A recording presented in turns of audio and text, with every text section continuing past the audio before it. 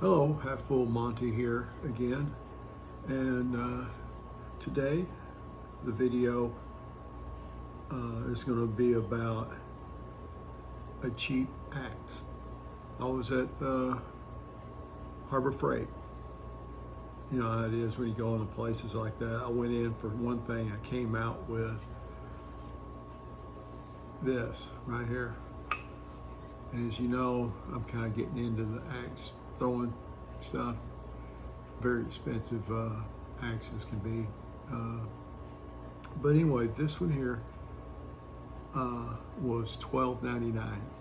Okay. And if I'd used my coupon for 25% off, I could have got even less, but I digress. Anyway, I thought, $13, I'll give it a go, okay? And so it's made by, it's sold, I guess, at Harbor Freight and on Amazon. Pittsburgh company, I think it's called Pittsburgh Tool. They've got an address of California somewhere, and they do all kinds of tools, sockets, hammers, chisels, all that stuff. And anyway, they make a lot of stuff, or they produce a lot of stuff for Harbor Freight. It also says here that, of course, it's distributed by Harbor Freight Tools, Calabasas, California. But it's also says that it is, wait for it,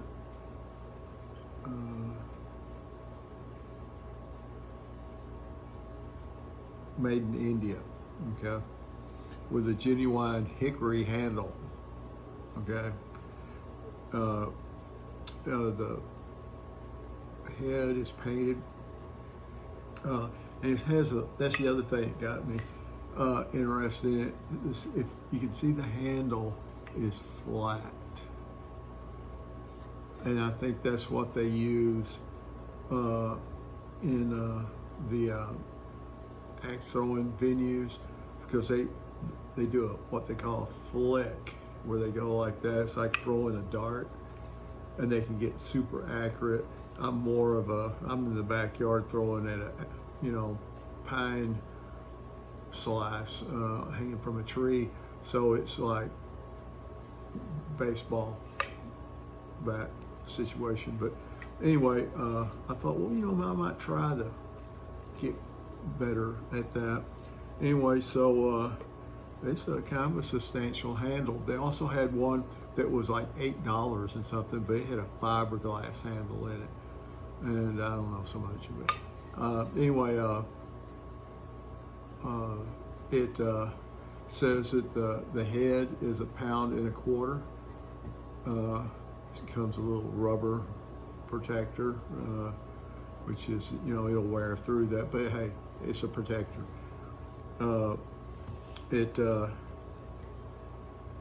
Some of them actually had a hole drilled in them, about like right in there.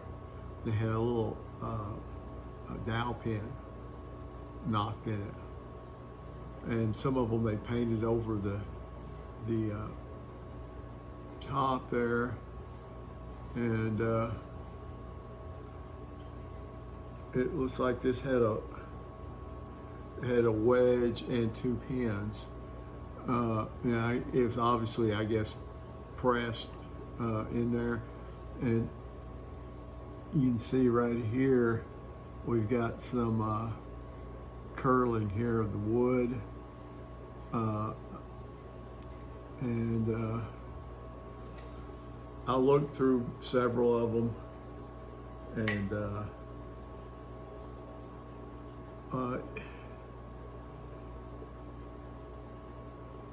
it does have a teeny gap right there.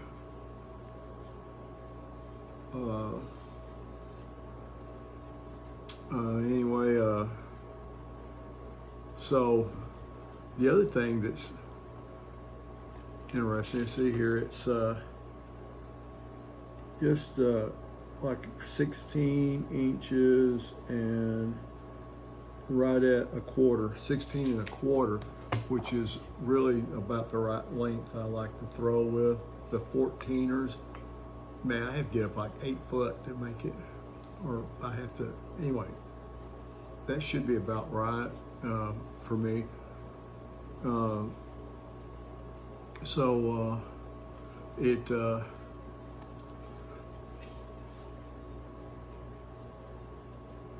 can see the bit on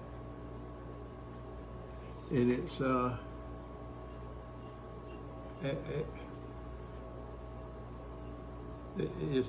not super sharp, but I couldn't control myself. I went out there first thing this morning. It's been raining here and everything, and I just flipped my target.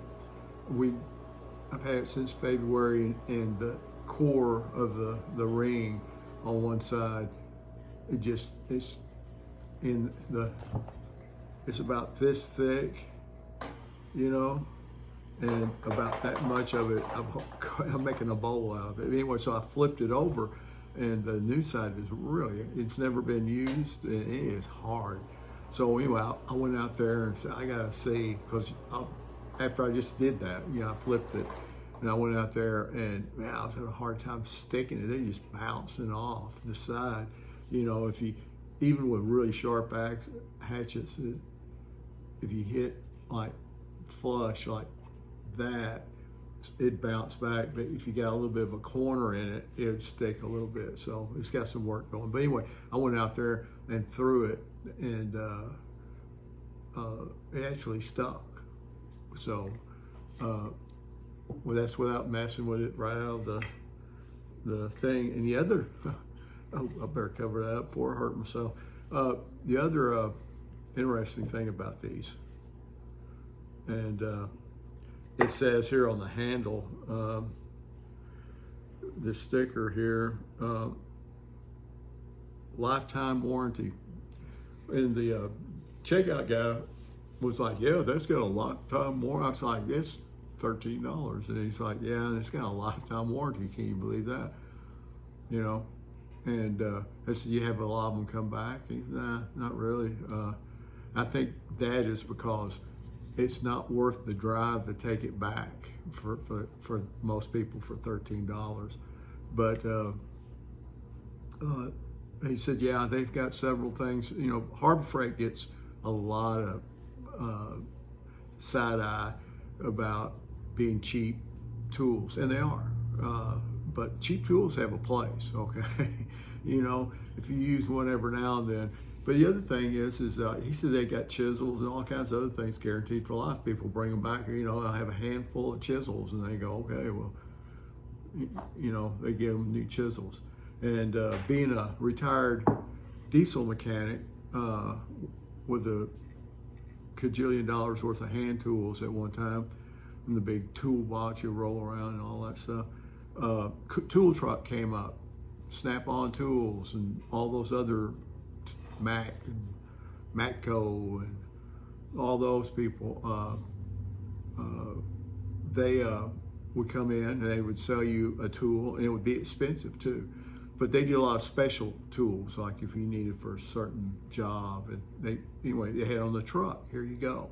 And you paid him monthly, he comes every week. You could take your broken tools out there and he'd get it and he'd look at it, because Snap-on used to be guaranteed for life, Craftsman too, which are, I don't know, I guess Craftsman's kind of in business now, but anyway, you could pick up a Craftsman wrench, screwdriver, or tool laying on the side of the road and pick it up and go, oh, it's broken. You take it down there to Sears at the Craftsman deal and go, here you go, and they go, here, he's a new one, but so that's nothing new, but it is interesting. So I told that guy, I said, well, man, I'm going to tear this thing up. You'll be probably seeing me back, and he's like, okay, well, that's part of the deal. So Anyway, that's it's, you know, uh, it's got the oh, if you see the end grain on it. I don't know what you can expect for $13, but that's not, I'm impressed so far. I do think that I will do a little work on it. I certainly work on the blade. I will try to take care of the where it's curled up here. I'll clean that up, and I might stick a little JB weld in that little hole right there, like inject it in there. And the handle, I might just throw it for a while and see if I can perfect the flick, the Canadian flick, I think they call it. But I'm probably going to sand this down. I mean, it's not, slick. It doesn't have much stuff on it, but I'll probably sand that, at the very least, clean it off, sand it off, and put some linseed oil in it. Work on the blade, maybe fix that a little bit. But then I don't know. I might take it down some. It feels kind of weird because it's flat. But anyway,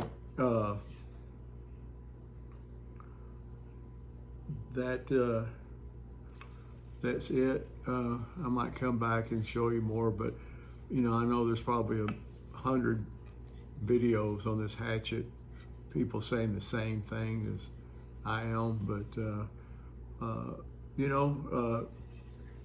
there's no need. I mean, there's all kinds of things that you could discuss about buying cheap tools or cheap anything. About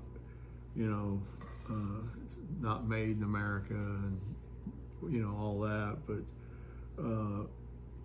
how our economy and all that stuff. I don't know. I'm retired. I'll go do my bit, but hey, there's always a place for, I think, tools that are not super expensive. I mean, you could, a little hatchet like this, it's also an import. You can get a Swedish, one from Germany or Denmark, looked almost just like that, black, painted, I guess, with a hickory handle, and spend, for a little hatchet like that, spend $400 or $500, okay? So, hey, I could buy, a bunch of these. I mean, $13 a whack, it's like 50 of these, or so, for that. And I won't ever have to, because all I have to do is take it back. As long as, I guess, Harbor Freight's in business, I can walk in there and say, hey, I broke the handle on this. I need a new one. Or, the bit broke. But that would be a value to me, instead of my $500 Norwegian Viking camp hatchet. I messed it up. Now I'll have to ship it to Sweden or somewhere to, I don't know, I'm exaggerating a little bit. But anyway, that's it for this one. Half Full Monty out. All right, Half Full Monty here, trying out the $13 Harbor Freight hatchet. Let's see if I can do this both at the same time. I mean, why not? I can drive and do video well, why not throw a hatchet? So here we go.